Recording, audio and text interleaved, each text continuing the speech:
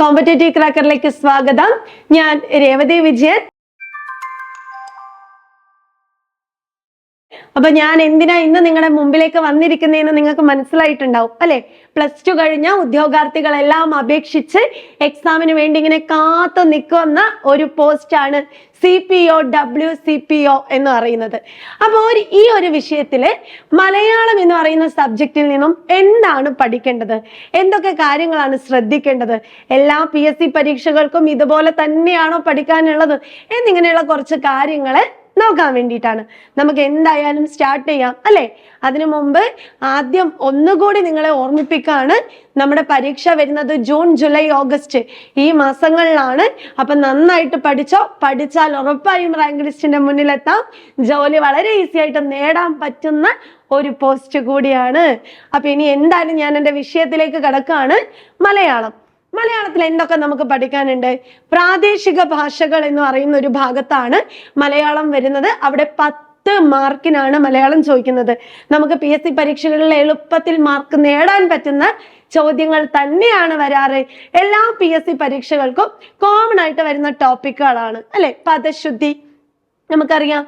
താഴെ തന്നിരിക്കുന്നവയിൽ ശരിയായ പദം ഏത്, തെറ്റായ പദം ഏത്, തുടങ്ങിയിട്ടുള്ള പദം കൂട്ടത്തിൽ പെടാത്തത് ഏത്, ഇങ്ങനെ പദശുദ്ധിയിൽ നിന്നും പലതരത്തിൽ ചോദ്യങ്ങൾ വരാറുണ്ട് അല്ലെ?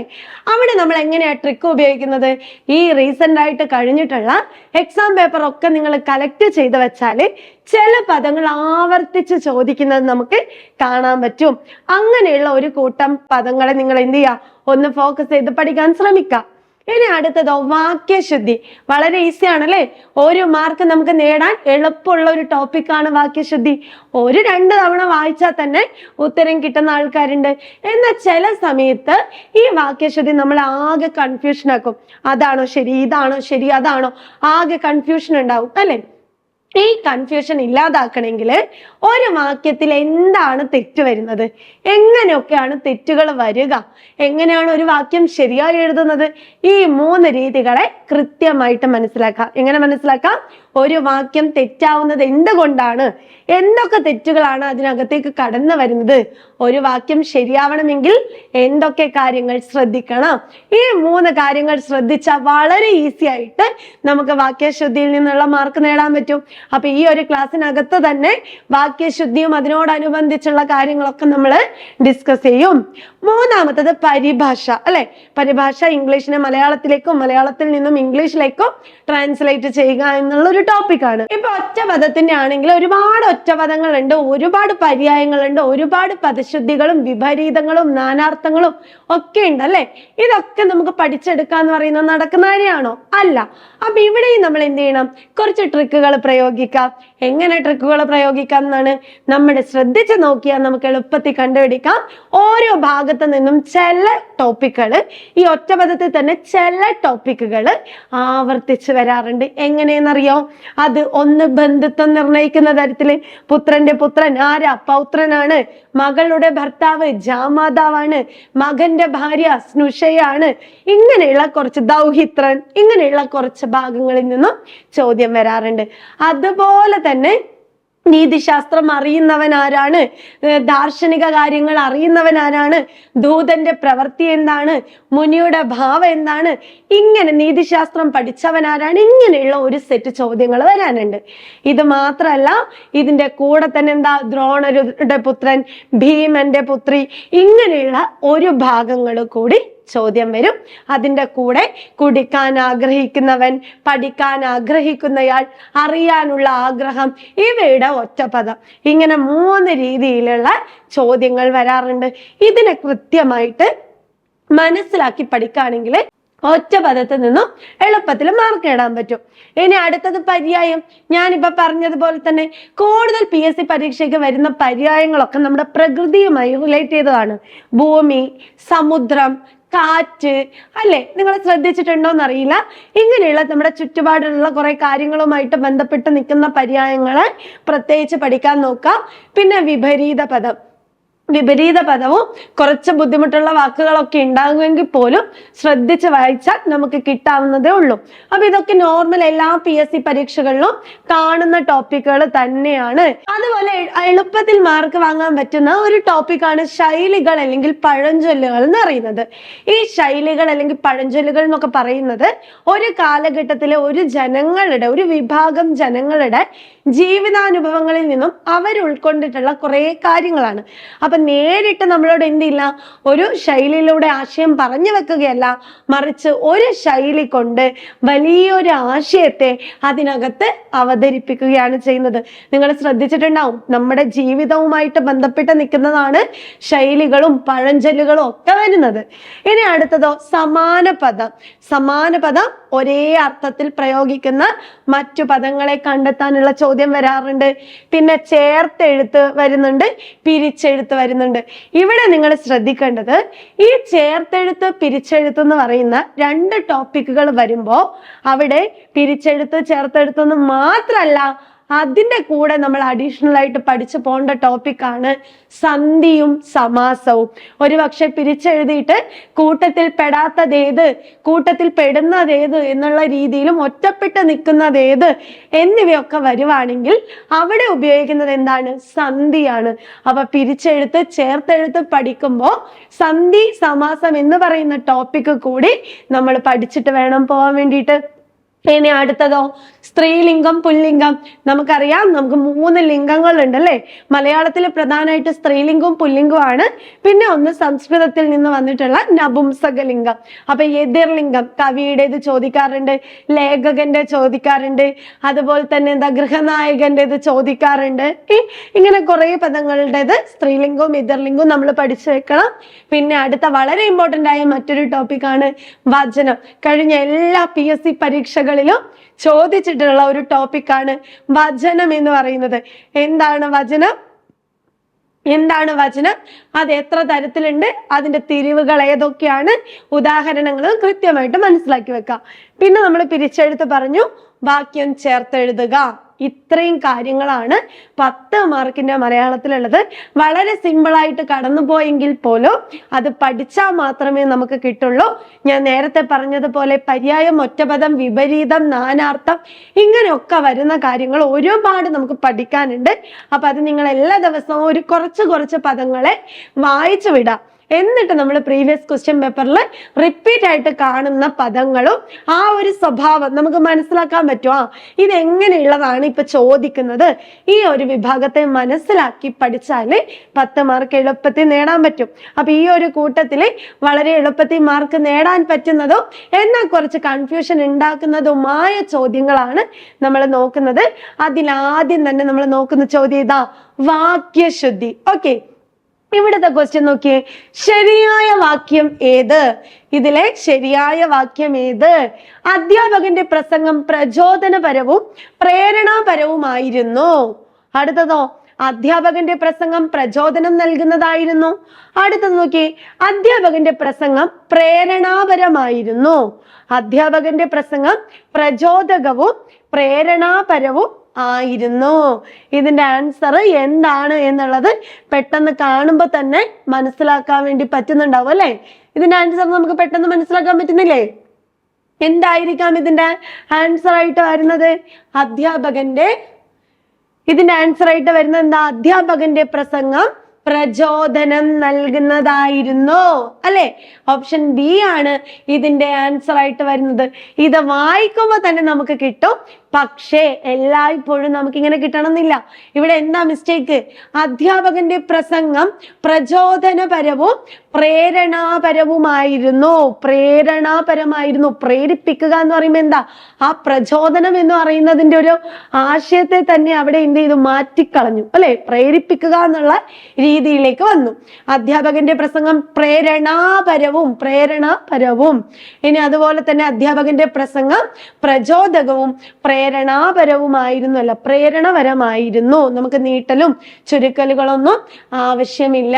ഓക്കെ, ഇനി നമുക്ക് എന്താണ് വാക്യശുദ്ധി, ഒരു വാക്യത്തിൽ എന്തൊക്കെ തെറ്റുകളാണ് കടന്നു വരാറുള്ളത് എന്നുള്ളതാണ് നമ്മൾ നോക്കാൻ പോകുന്നത്. അപ്പൊ നമ്മൾ ആദ്യം നോക്കാൻ പോകുന്ന ടോപ്പിക് വാക്യശുദ്ധിയാണ്.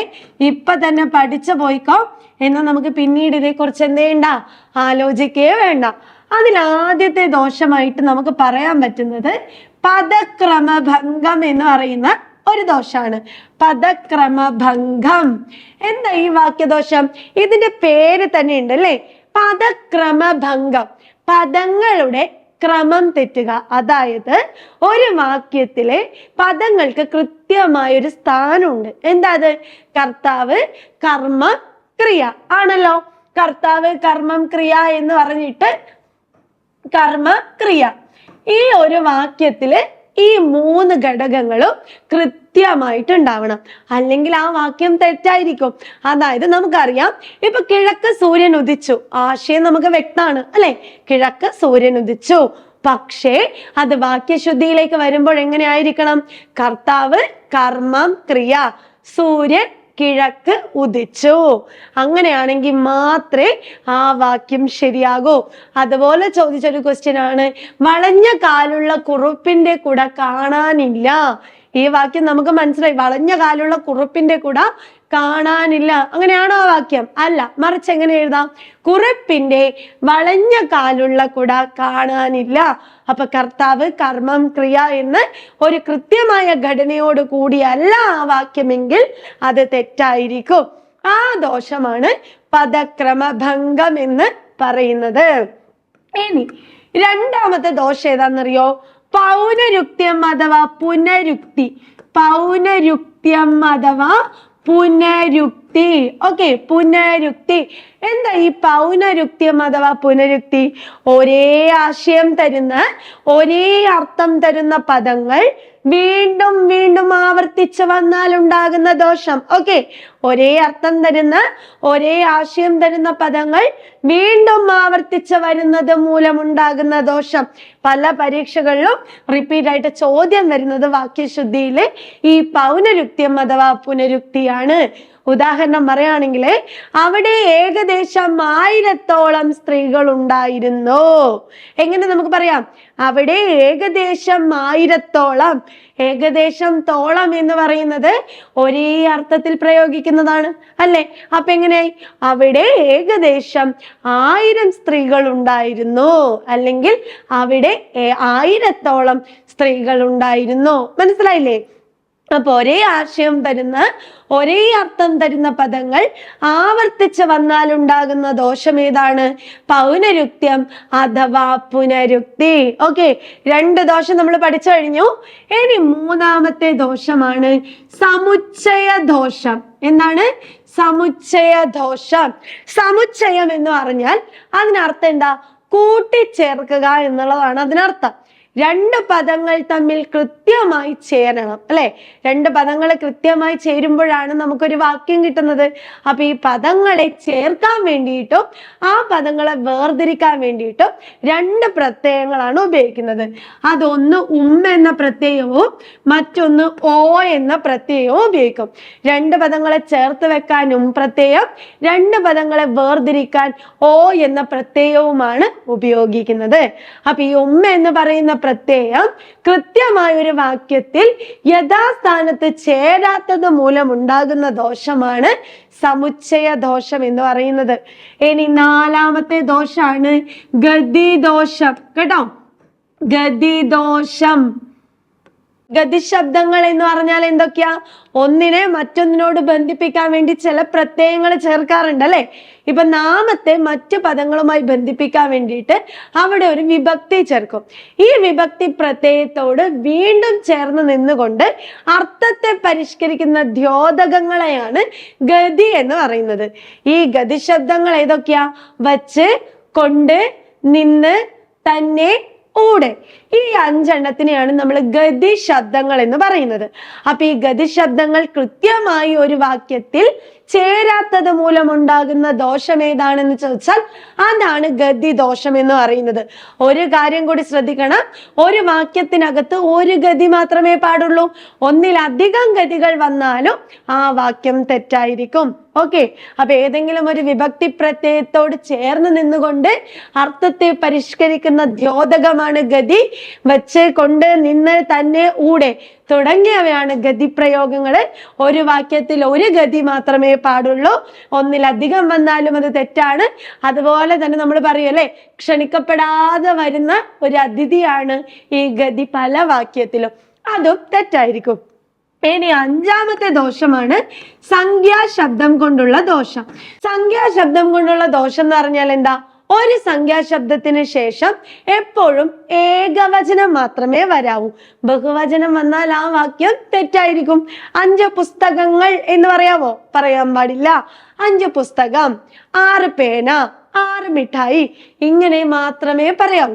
അപ്പൊ സംഖ്യാശബ്ദങ്ങൾക്ക് ശേഷം ഏകവചനം മാത്രമേ വരാവൂ. ബഹുവചനം വന്നാലും ആ വാക്യം തെറ്റായിരിക്കും. ഓക്കെ, ഇനി ആറാമത്തെ ദോഷാണ് പദദോഷം അല്ലെങ്കിൽ വിലക്ഷണ പ്രയോഗം എന്ന് പറയുന്നത്. പദദോഷം അല്ലെങ്കിൽ വിലക്ഷണ പ്രയോഗം, അതായത് തെറ്റായ പദങ്ങളുടെ ഉപയോഗം. ഇപ്പൊ നമുക്കറിയാം, പലപ്പോഴും നമ്മുടെ പരീക്ഷയിൽ കാണുന്ന ഒരു വാക്കാണ് ഹാർദം എന്ന് പറയുന്നത്, അല്ലെ? ഹാർദം, എന്താ ഹാർദം? ഹാർദം ഹാർദം എന്ന് പറയുന്നത് തന്നെ പല രീതികളിൽ എഴുതിയിട്ടുണ്ടാവും. ഹാർദം, ഞാൻ ഹൃദയത്തിന്റെ ഭാഷയിൽ ഹാർദവമായി സ്വാഗതം ചെയ്യുന്നു, അങ്ങനെ പറഞ്ഞാൽ അത് ശരിയാണോ തെറ്റാണോ? തെറ്റാണ്, അല്ലെ? ഇതൊരു പരീക്ഷയ്ക്ക് ചോദിച്ചിട്ടുണ്ടായിരുന്നു. ഹൃദയത്തിന്റെ ഭാഷയിൽ ഹാർദമായി സ്വാഗതം ചെയ്യുന്നു എന്ന് പറഞ്ഞാൽ അത് ശരിയാവോ? ഇല്ല, മറിച്ച് എങ്ങനെയാ? ഹാർദമായി സ്വാഗതം ചെയ്യുന്നു എന്ന് മതി. ഹാർദം എന്ന് പറഞ്ഞാൽ അതിനർത്ഥം എന്താ? ഹൃദയത്തിന്റെ ഭാഷയിൽ എന്നാണ് അതിനർത്ഥമായിട്ട് വരുന്നത്. അപ്പൊ ഒറ്റപദത്തിന്റെ ഭാഗത്തും പദശുദ്ധിയുടെ ഭാഗത്തും വാക്യശുദ്ധിയുടെ ഭാഗത്തും ഒരുപോലെ പ്രാധാന്യമുള്ള ഒരു വാക്കാണ് ഹാർദം. പല രീതിയിൽ നിങ്ങൾ ഇതിനെ എഴുതി കണ്ടിട്ടുണ്ടാവും. ഇതാണ് ശരിയെന്ന് ഓർക്കുക. ഹാർദം എന്ന് പറഞ്ഞാൽ ഹൃദയത്തിന്റെ ഭാഷയിൽ എന്നാണ് അതിന്റെ അർത്ഥം. ഹാർദവം എന്ന് പറയുന്ന ഒരു പദമേ ഇല്ല. ഓക്കെ, ഇങ്ങനെ കുറെ തെറ്റായ പദങ്ങള്, അക്ഷരത്തെറ്റുകള്, ഇതൊക്കെയാണ് ആറാമത്തെ ദോഷം. അപ്പൊ ഒരു വാക്യത്തില് തെറ്റുണ്ടോ എന്ന് കണ്ടുപിടിക്കാൻ, അല്ലെങ്കിൽ ഒരു വാക്യത്തിൽ വരുന്ന തെറ്റുകൾ എന്തൊക്കെയാണ് എന്നിപ്പോ ക്ലിയർ ആയില്ലേ? ആദ്യത്തെ ദോഷം പദക്രമഭംഗമാണ്. ഒരു വാക്യത്തിലെ പദങ്ങൾക്ക് കൃത്യമായ സ്ഥാനമുണ്ട്, ഈ സ്ഥാനം മാറുന്നത് മൂലമുള്ള ദോഷമാണ്. രണ്ടാമത്തെ ദോഷം പൗനരുക്ത്യം അഥവാ പുനരുക്തി. ഒരേ ആശയം തരുന്ന, ഒരേ അർത്ഥം തരുന്ന പദങ്ങൾ ആവർത്തിച്ച് വരുന്ന ദോഷമാണ്. മൂന്നാമത്തത് സമുച്ചയ ദോഷം, പദങ്ങൾ കൂട്ടിച്ചേരുക, അല്ലെ? കൃത്യമായി കൂട്ടിച്ചേരാത്തത് മൂലമുള്ള ദോഷം. പിന്നെ നാലാമത്തേത് ഗതി ദോഷം, ഗതി ശബ്ദം വെച്ച്, കൊണ്ട്, നിന്ന്, തന്നെ, കൂടെ കൃത്യമായി ചേരാത്തത് മൂലം, അതുപോലെ തന്നെ ആവശ്യത്തിലധികവും വാക്യത്തിലെ കടന്നു വരുന്ന ദോഷം. പിന്നെ സംഖ്യാദോഷം, സംഖ്യാശബ്ദങ്ങൾക്ക് ശേഷം എപ്പോഴും ഏകവചനമായിരിക്കണം. പിന്നെ തെറ്റായ പദങ്ങളും അക്ഷരത്തെറ്റുകളും, ഇത്രയുമാണ് വാക്യത്തിൽ വരുന്ന ദോഷം. അപ്പൊ ഇത്രയും കാര്യങ്ങൾ ശ്രദ്ധിച്ചു കഴിഞ്ഞാല് നമുക്ക് 1 മാർക്ക് എളുപ്പത്തിൽ കിട്ടും. ഇത് സിമ്പിൾ ആണ്, ഒന്ന് മനസ്സിലാക്കിയാല് നമുക്ക് എളുപ്പത്തിൽ മാർക്ക് നേടാൻ പറ്റും. അടുത്തൊരു ചോദ്യം നോക്കാം നമുക്ക്. ചട്ടമ്പി സ്വാമികൾ ഏത് ബഹുവചനത്തിന് ഉദാഹരണമാണ്? എല്ലാവർക്കും അറിയായിരിക്കും, അല്ലെ? ഏതാ ഏകവചനം? സലിംഗ ബഹുവചനം, അലിംഗ ബഹുവചനം, പൂജക ബഹുവചനം. ഉത്തരമായിട്ട് വരുന്നത് എന്താ? പൂജക ബഹുവചനമാണ്, അല്ലെ? പൂജക ബഹുവചനമാണ് ചട്ടമ്പി സ്വാമികൾ.